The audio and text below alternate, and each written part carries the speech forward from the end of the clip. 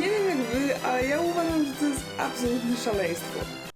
Okej, girlies, porozmawiajmy o ciuszkach. A właściwie o transparentności marek odzieżowych. Bo to jest temat, który wymaga odpakowania. Chcę wam dzisiaj opowiedzieć o raporcie transparentności marek odzieżowych, ale zanim do tego przejdziemy, to musimy zrobić trochę wstępu.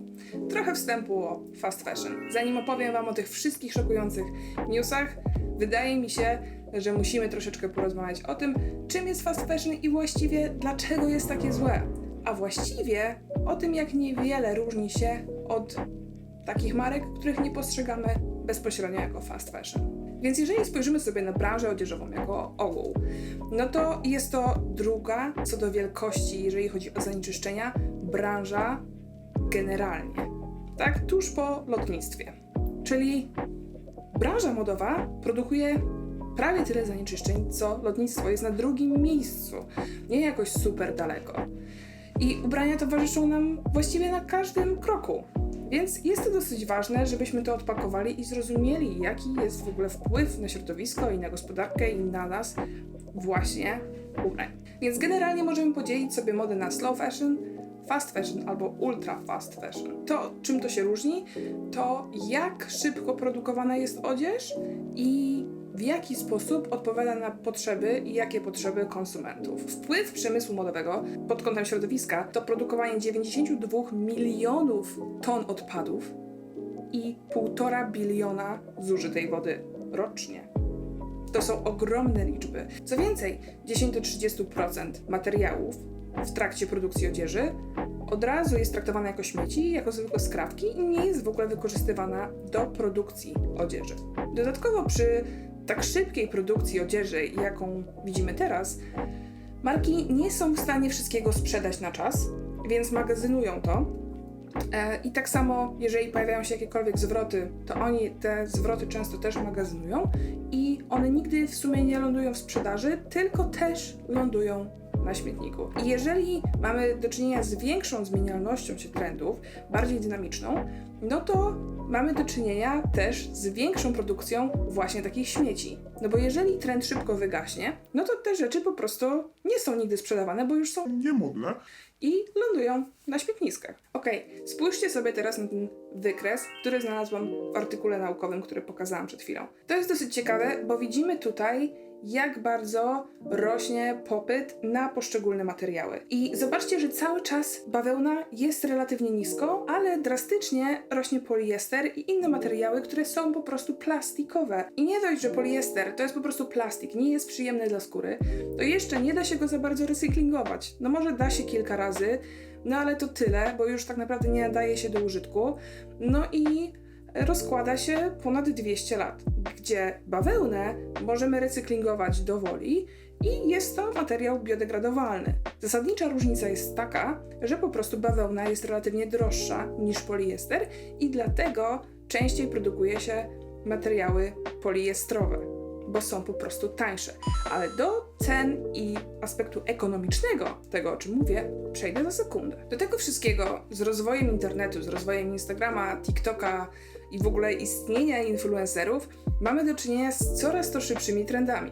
Do tego marki odzieżowe, które głównie funkcjonują w sieci, coraz bardziej się rozpędzają, jeżeli chodzi o szybkie dostarczanie poszczególnych trendów.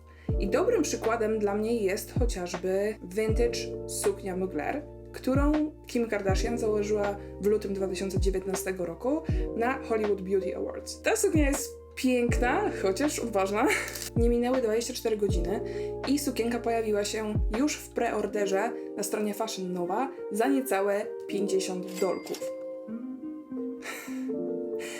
Nie wiem jak wy, ale ja uważam, że to jest absolutne szaleństwo. Na całą sytuację zwróciła uwagę Kim, jako że poczuła, że przez to ludzie będą myśleć, że ona współpracuje z Fashion Novą, a jak wiemy, ona odmówiła im milionowego kontraktu ze względu na to, że wcześniej kopiowali projekty Kanye. Do całej sytuacji zdecydowała się ustosunkować na swoim Twitterze, a teraz właściwie na Xie. Ale wszyscy będziemy mówić, że to Twitter, prawda? Więc z tego wszystkiego możemy wyciągnąć wniosek, że kapitalizm i wpływ influencerów definitywnie napędzają to tempo trendów i też tempo produkcji ubrań. Kiedyś trendy trwały nawet dekadami, tak? Jeżeli coś było modne, to było modne 10-20 lat, a teraz te trendy tak naprawdę powstają tak szybko, że czasami potrafią się zmieniać z miesiąca na miesiąc i do czynienia mamy z czymś, co się nazywa microtrend. Jak to działa?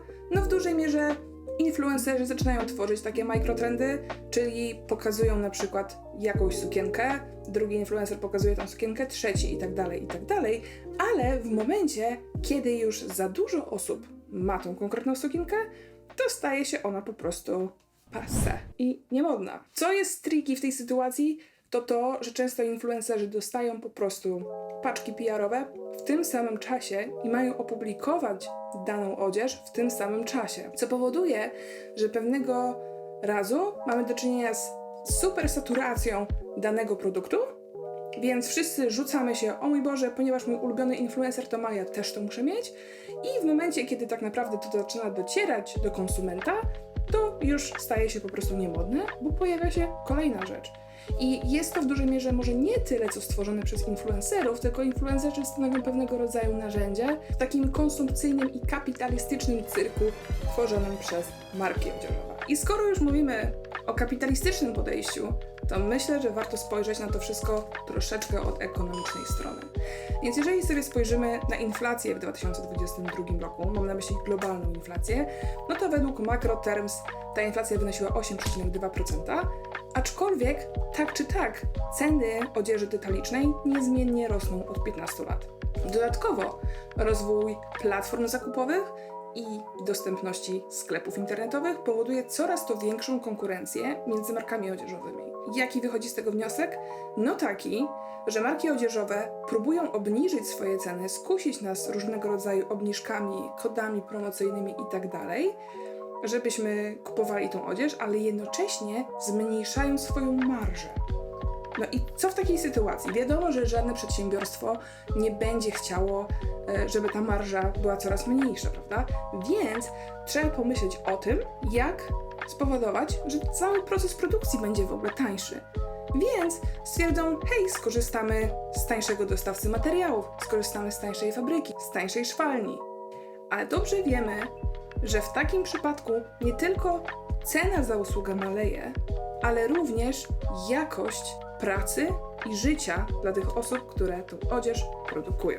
I w tym momencie może dojść do takiej sytuacji, że nawet zwykłe marki, które nie produkują aż tak często odzieży, dają nam podobny efekt do fast fashion ze względu na to, że obniżają po prostu jakość miejsca pracy dla swoich pracowników. I tutaj też wspomnę, bo myślę, że to jest dosyć ważne, a sam temat fast fashion i generalnie tej taniej odzieży jest trochę kontrowersyjny w sieci, to, że absolutnie nie ma co winić osób, których po prostu nie stać na to, żeby kupić sobie lepszą odzież, tylko raczej powinniśmy patrzeć w stronę osób, które robią te wielkie hole zakupowe z tych wszystkich stron typu Shein, Fashion Nova itd., które napędzają to niejako, robią ogromne zakupy za ogromne kwoty i po prostu wiedzą, że część tej odzieży wyrzucą w ciągu kilku miesięcy. No i tym samym niejako zawracam do tego punktu, tego indeksu przejrzystości w modzie, który powstaje już od 6 lat, który weryfikuje 250 największych marek modowych pod kątem ich polityki i zarządzania, jeżeli chodzi o takie kwestie jak właśnie jakość pracy dla pracowników, czyli chociażby tego, jak jest dana fabryka zbudowana, jakie są przepisy, czy te przepisy są przestrzegane, czy dochodzi do wyrównania szans dla pracowników i też wpływu na środowisko. Co jest ciekawe, to często marki luksusowe karmią nas takimi obrazami, że praktycznie w doskonałych warunkach ich stroje są tworzone. I na przykład weźmy, proszę, Dolce & Gabbana. Obejrzyjmy.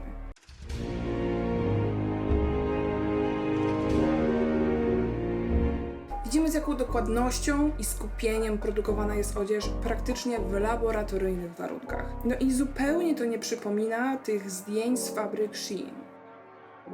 Wniosek jest jaki? No taki, że chyba Dolce & Gabbana jest lepsze dla pracowników, dla środowiska, prawda?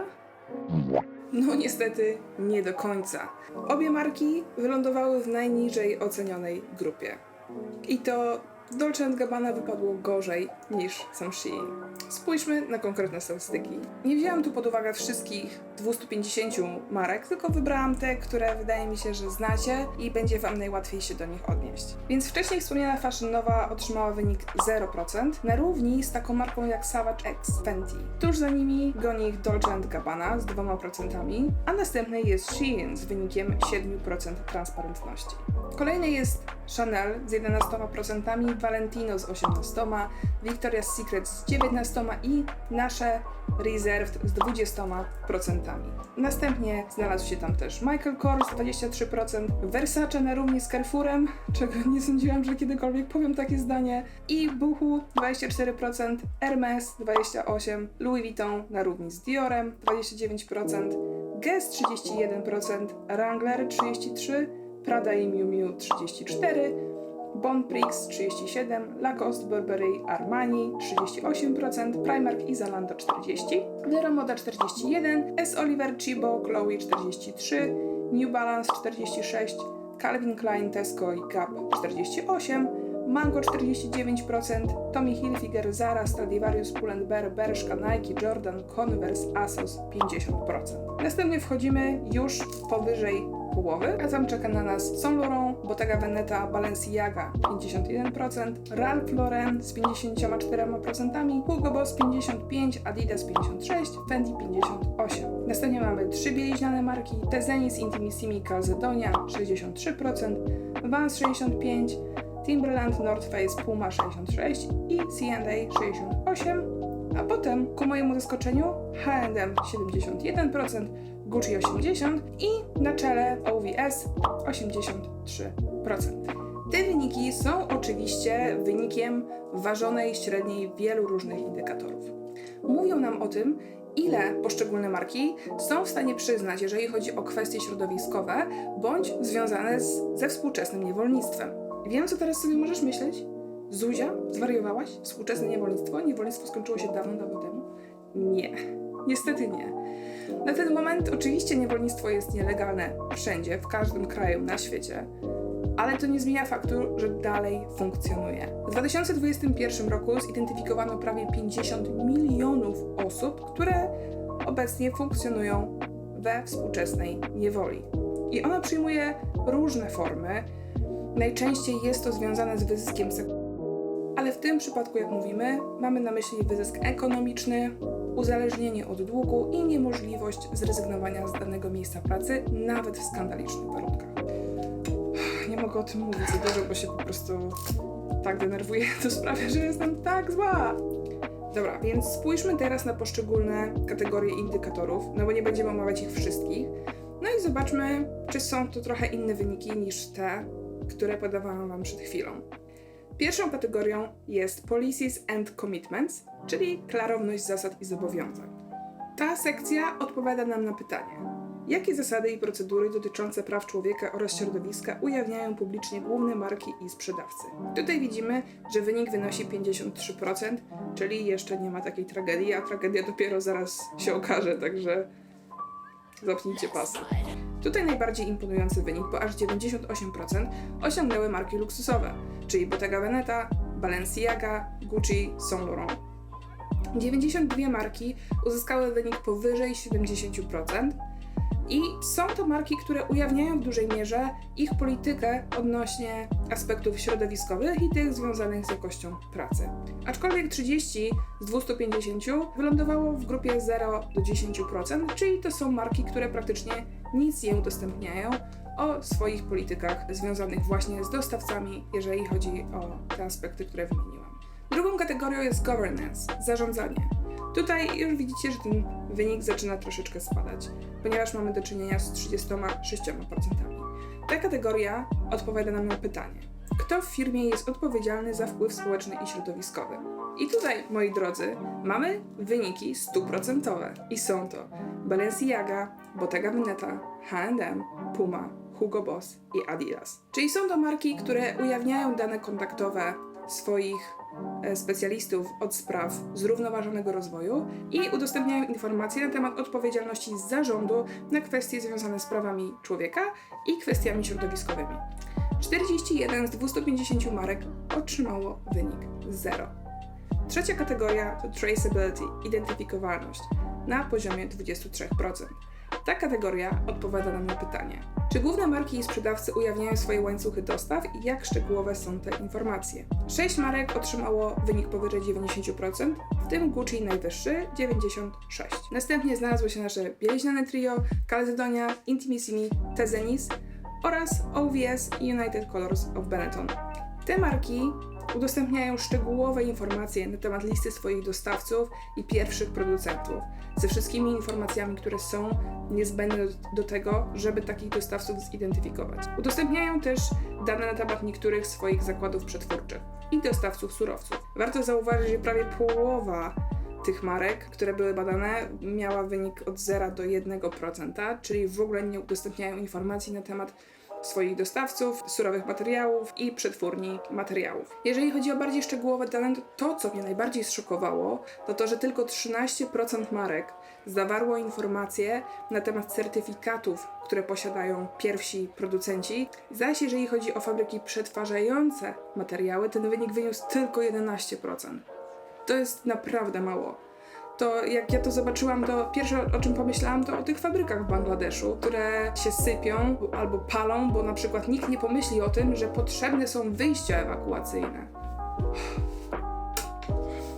Kolejna kategoria to No, Show and Fix z 25%, która odpowiada nam na pytanie, co główne marki i sprzedawcy komunikują o należytej staranności w zakresie środowiska i praw człowieka. Ta sekcja odzwierciedla niejako pierwszą sekcję w taki sposób, że w pierwszej były różne polityki i zapisy, które mówią o tym, co dana marka robi, jeżeli chodzi o prawa człowieka i ochronę środowiska, a ta sekcja weryfikuje, jak te rzeczy faktycznie są wykonywane, czyli sprawdza, co jest udokumentowane i jakie dowody są podane na to, że marka faktycznie te cele realizuje. 86% marek nie dostaje nawet połowy punktów w tej sekcji. Na samej górze znajduje się Kmart Australia i Target Australia z wynikiem 88%.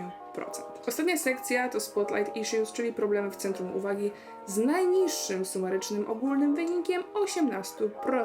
Ta sekcja odpowiada nam na pytania odnośnie tematów, które są w tym momencie bardzo istotne, które są stricte związane z aspektem klimatycznym, równością płac wśród kobiet i mężczyzn, równością ras, jeżeli chodzi o zatrudnienie i możliwości bycia zatrudnionym w danym miejscu pracy, ale również uzwiązkowienie, płace, które wystarczają na utrzymanie się, kwestie związane z chemikaliami, z użyciem wody, wykorzystanie zrównoważonych materiałów, odpady, obiegi zamknięte.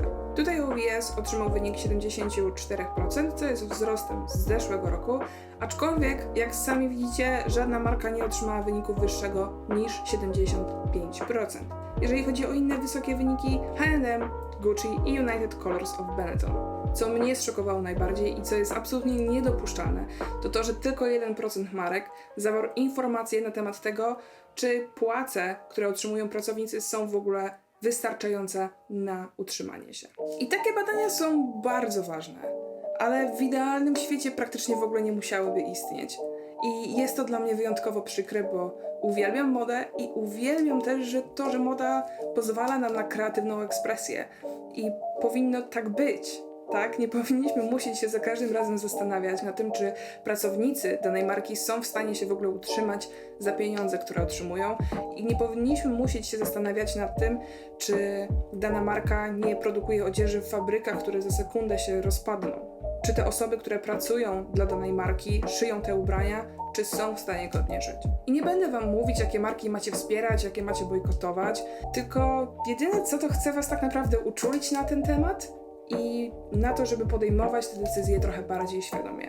Wiem, że fast fashion i w ogóle taka transparentność tych marek odzieżowych to jest taki temat trochę kontrowersyjny w sieci, ale nikt nie lubi być przypominany o kryzysie klimatycznym ani o niewolnictwie, ale wydaje mi się, że tylko rozmawiając o tym jesteśmy w stanie faktycznie coś zmienić i pójść gdzieś do przodu jako społeczeństwo i wywrzeć pewnego rodzaju presję na branży odzieżowej. Nie wiem, jak myślicie? Dajcie mi znać w komentarzach. Tymczasem ja uciekam i do następnego. Okej, girlies, porozmawiajmy. Spacjanek, nie mówię do ciebie! Spacjanek, nie hałasuj.